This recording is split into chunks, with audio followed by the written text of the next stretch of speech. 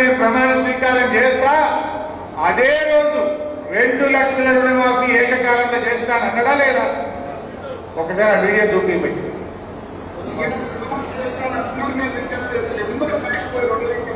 రెండవది రుణమాఫీ అంటే రెండవది సౌండ్ పెట్టారా?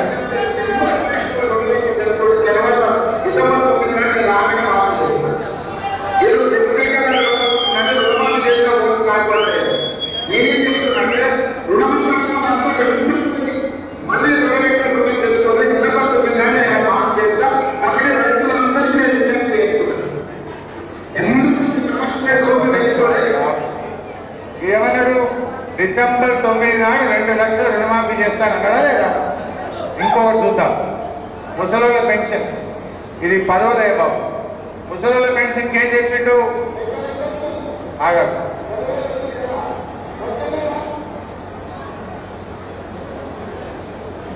ముసలోళ్ళ పెన్షన్ ఏం చెప్పిండు? ఇగో అవ్వానికి ఎంత పెన్షన్ వస్తుంది? 2000 వస్తుంది. ఇక మేము వస్తున్నాం, డిసెంబర్ రాగానే 4000 ఇస్తాను. మీకు ఒక విషయం తెలిసి ఉంటుంది కదా, సర్పంచులు ఉన్నారు, ఎంపీటీసీలు ఉన్నారు, పోయిన నెలలో పింఛనే రాలేదు. పోయిన 4 నెలలకు మంది వేస్తే ఉన్న 4 పుష్పీకినట్టు 4000 మాట అయినారు కానీ 2000 రాలేదు. పోయిన జనవరిలో వృద్ధులకు, వితంతువులకు, వికలాంగులకు పెన్షన్ రాలేదు. మొన్న ఫిబ్రవరి 2వ తారీఖుకే ఫిబ్రవరి పెన్షన్ ఇచ్చింది.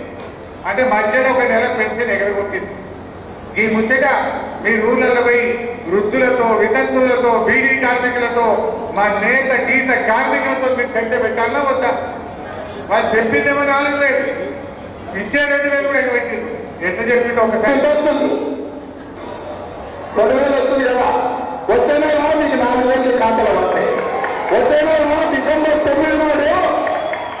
9 నాడు పెద్దగా 2000 కాదు, 2000 రాష్ట్రం వచ్చి మీకు 4000 రూపాయలు పెన్షన్ వస్తాయి. ఎవరు నడుపుకునే పని లేదు.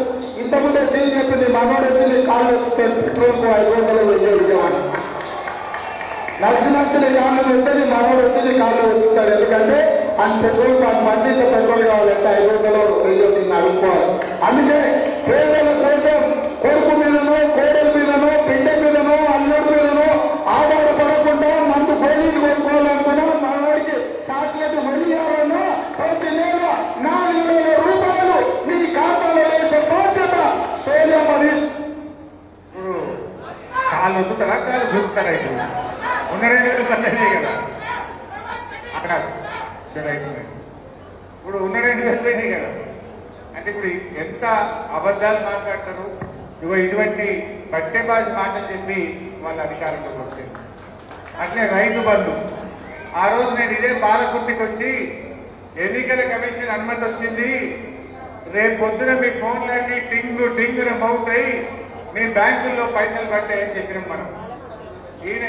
వీళ్ళేమో ఇదే బచ్చలపేట చెప్పిన వీళ్ళు ఏం చెప్పిండ్రు? ఇప్పుడైతే 10,000, మేము వస్తే 15,000 పడతాయి అన్నారు అని ఎలక్షన్ కమిషన్ కు పోయి హరీష్ రావు పైసలు వేస్తా అంటుంటే ఆపమని ఆపించింది. అంటే ఇచ్చే పైసలు ఏది లేదు, 15,000 ఇస్తామన్నారు. మరి ఆ 15,000 దిక్కులేదు, ఈ 10,000 కూడా దిక్కులేవు. పడ్డాయి అందరికీ. ఇప్పటికి ఇంకా 2.5 ఎకరాలు 3 ఎకరాలనే ఆగిపోయింది. మన కేసీఆర్ ఉందని చెప్పిన రైతు బంధు ఆగినాదే.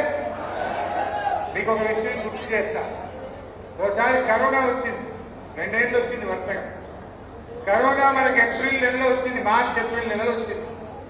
కరోనా వస్తే 45 రోజులు లాక్డౌన్, అందరం ఇళ్లలోనే ఉన్నాం.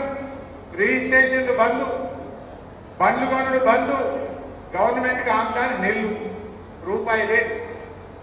మరి కరోనా మే నెలలో అయిపోయింది, జూన్ వచ్చింది, వర్షాలు చినుకులు పడ్డాయి. కేసీఆర్ గారు వ్యవసాయ శాఖను, మా ఆర్థిక శాఖను మీటింగ్ పిలిచిండు. ఇక జూన్ వస్తుందా, 6 తారీఖుకెళ్ళి వాతావరణ శాఖ వాళ్ళు పడ్డాయని అంటున్నారు. మరి సిరుకు పడకముందే రైతు బంధు పోవాలి కదా, ఏం సంగతి పైసలు తయారు చేయండి అంటారు. ఆర్థిక శాఖ అధికారులు ఏమన్నారు? ఎక్కడ సార్ 45 రోజులు లాక్డౌన్ అయినాయి, పైసలు లేవు సార్, ఖజానా ఖాళీ ఉంది అన్నారు. అనగానే కేసీఆర్ ఒక మాట అన్నాడు, ఏమేమో గరీబ్ గాళ్ళు రైతులే దొరికినారా మీకు? మంత్రుల జీతాలు బంద్ పెట్టు, ఎమ్మెల్యేల జీతాలు బంద్ పెట్టు, ఉద్యోగస్తుల జీతాలు బంద్ పెట్టు, అన్ని బంద్ పెట్టు, బిల్లులు బంద్ పెట్టు, అన్ని బంద్ పెట్టు, రైతు బంధు మాత్రం వానసిరికి పడక ముందే పడాలి అన్నాడు. కరోనా కష్టకాలంలో కూడా రైతు బంధు మన కేసీఆర్ ఇచ్చింది. వీళ్ళు ఇచ్చిన అరెప్పుడు పడ్డారే అంటే ఏం మాట్లాడిండ్రు, దానికి కూడా డైలాగ్ కొట్టిండ్రు. మేము రైతులకు ఆపినాం, ఉద్యోగస్తులకు జీతాలు ఇస్తాము అన్నారు. ఒకరోజు మాట్లాడి మొన్న ఎప్పుడు రైతులకు రైతు బంధు ఆపినా ఉద్యోగస్తులకు మాత్రం 1వ తారీఖు వేసిన అన్నాడు. పోనీ అదన్నా నిజమా? నిన్ననే మా చేరియాలకి టీచర్లు ఫోన్ చేసింది, సిద్దిపేటకి వెళ్ళి ఉద్యోగస్తులు ఫోన్ చేసిండ్రు, అన్న 7 తారీఖు వచ్చింది ఇంకా జీతాలు వల్లేదే అంటూ. మరి ఎటు దిగినట్టు పైసలు? రైతులకు ఆపినా ఉద్యోగస్తులకు వేసినటివి. 7 తారీఖు వచ్చినా మా చేరియాల టీచర్లకు పైసలు వల్లే, మా సిద్దిపేట ఉద్యోగస్తులకు జీతాలు వల్లేదంటే మరి ఎటు పోతున్నట్టు పైసలు? వ్యవహారం నడిపొస్తలేదా? వ్యంగ్యం తప్ప వ్యవహారం రాదా నీకు? ఎంతసేపు వ్యంగ్యంగా మాట్లాడలే తప్ప వ్యవహారం నడిపొస్తలేదు వాళ్ళకి. రైతు బంధు ఏం చెప్పిండో ఒక్కసారి చూడండి. రైతు బంధు కేసీఆర్ 10,000 ఇస్తే పండుగ ముందని ఇస్తుండ్రు. అందుకే ఈసారి కాంగ్రెస్ పార్టీ వ్యవసాయ పనులు మొదలయ్యే ముందే సంవత్సరానికి ప్రతి రైతుకు ఎకరాకు 15,000 రూపాయలు రైతు భరోసా పథకం కింద ప్రతి రైతును ఆదుకునే బాధ్యత కాంగ్రెస్ పార్టీ తీసుకుంటుంది. రైతు బంధు కేసీఆర్ 10,000 ఇస్తే పండుగ ముందని ఇస్తుండ్రు. అందుకే ఈసారి కాంగ్రెస్ పార్టీ వ్యవసాయ పనులు మొదలయ్యే ముందే సంవత్సరానికి ప్రతి రైతుకు ఎకరాకు 15,000 రూపాయలు రైతు భరోసా పథకం కింద ప్రతి రైతును ఏమన్నా వ్యవసాయ పనులు ప్రారంభం కాక ముందే 15,000 వేస్తారు. 15 దిక్కులేదు, మరి 13 దిక్కులేదు. అంటే ఎన్ని అబద్ధాలు ఒక్కసారి గమనించారు. మొన్న అసెంబ్లీ జరిగింది, ఇటనే అబద్ధాలు ఆడుతూ ఉంటే మొన్న అసెంబ్లీలో పట్టుకున్నాం. 2 ముచ్చట్లు అడిగినాం.